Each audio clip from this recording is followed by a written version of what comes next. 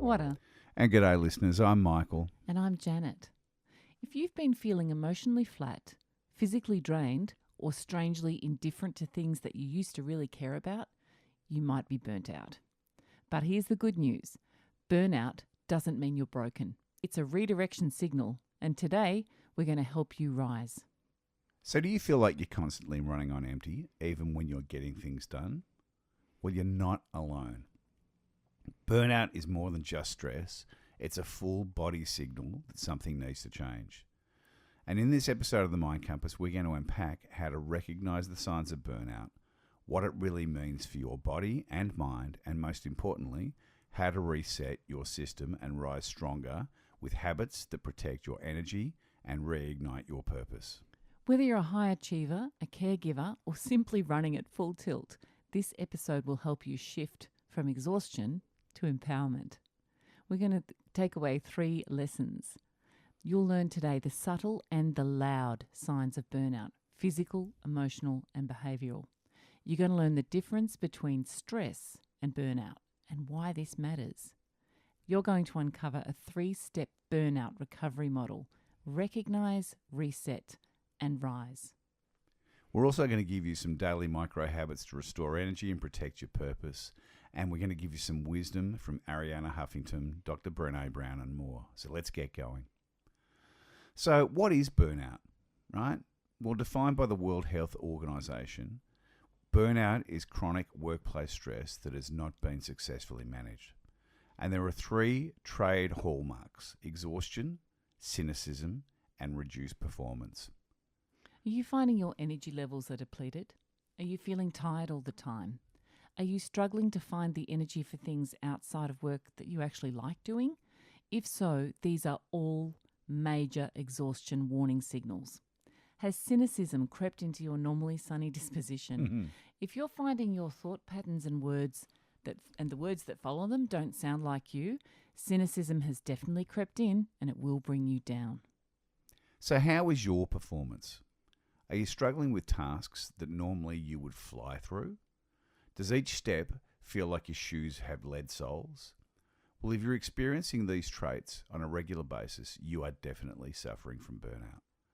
So what is the difference between stress and burnout?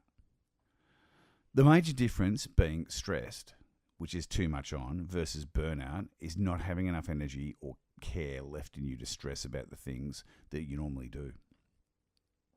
So listen to this powerful quote. You can't pour from an empty cup. But burnout is what happens when you throw the cup away altogether. So how do you recognise and be aware of these signs of burnout? The physical signs: fatigue, insomnia, headaches. Burnout takes a toll on your body first. You might feel persistently tired even after long sleeps, or you'll struggle to fall or stay asleep. Headaches, muscle tension, and a general sense of physical heaviness are common. These are signals that your body is running on empty and it needs recovery time, not more coffee or willpower. Then there's the emotional signs like detachment, lack of motivation, and irritability. Emotionally, burnout often shows up as a sense of numbness or disconnectedness.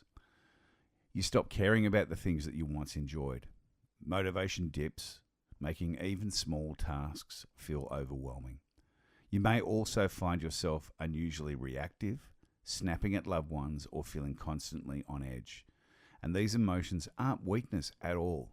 They're flags that your emotional reserves are depleted.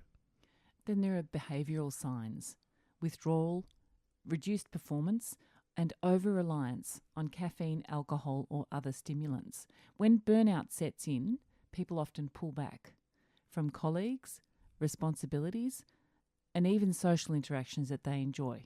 Productivity drops and you begin making more mistakes and missing more deadlines. To cope, it's common for people to turn to quick fixes like more coffee to push through or more alcohol to unwind. And these coping behaviours might offer temporary relief, but they can deepen the burnout cycle over time. You've got to learn to recognise your early warning lights, and like a car dashboard, do not ignore them. The more aware of the danger signals, the sooner you'll be able to stop and reset your system and be on the way to recovery. So how do we get ready to reset? Well, first up, your nervous system needs to calm down, breathe, rest, and unplug. Because chronic stress keeps your body in a fight or flight state, and we've talked about this before, draining your energy and your clarity. So start with slow, deep breaths to signal safety to your body. Take deliberate breaks from screens and noise and prioritize rest, which we spoke about in a previous podcast, even if it means saying no. Unplugging isn't lazy, it's necessary for healing. Practice the all-important art of non-doing, spending time in nature, silence and sleep. In a world addicted to hustle, non-doing is radical self-care.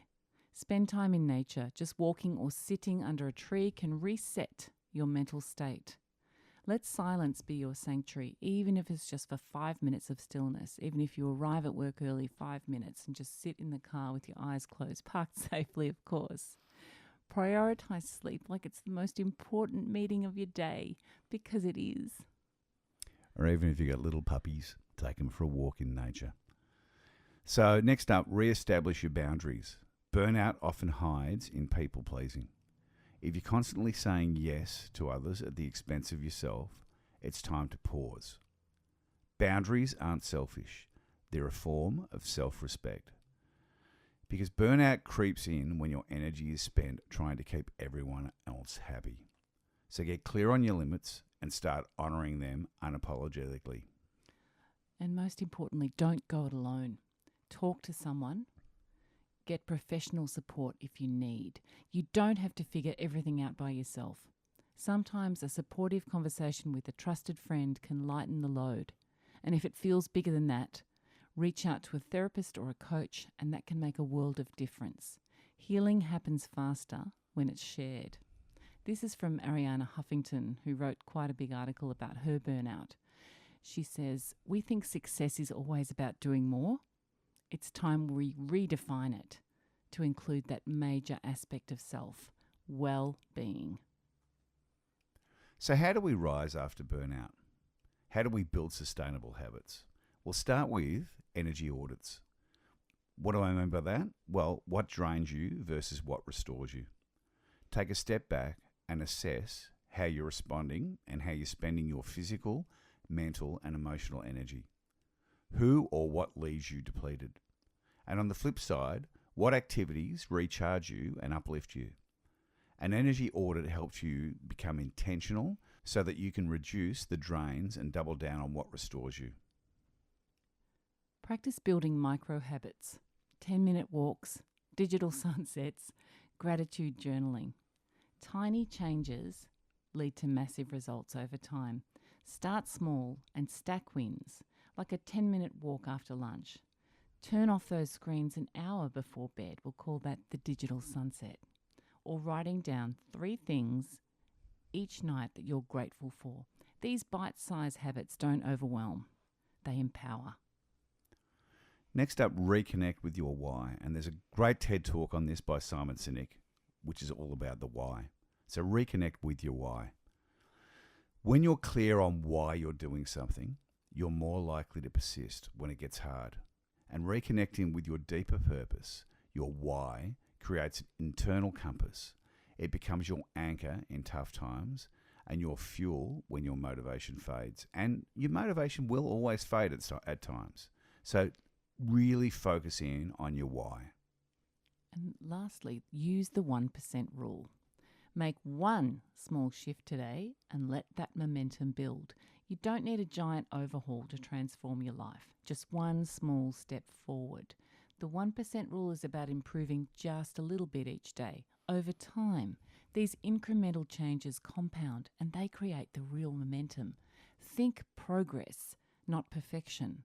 From Brené Brown, it takes courage to rest and play in a world where exhaustion is often seen as the status symbol.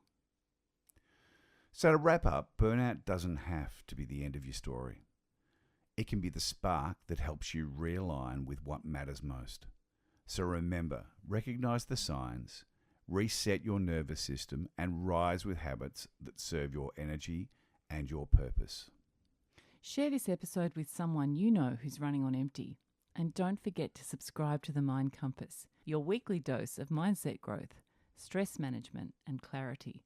And until next time, pause, breathe, and protect your energy like the gold that it is. Love and blessings. See ya.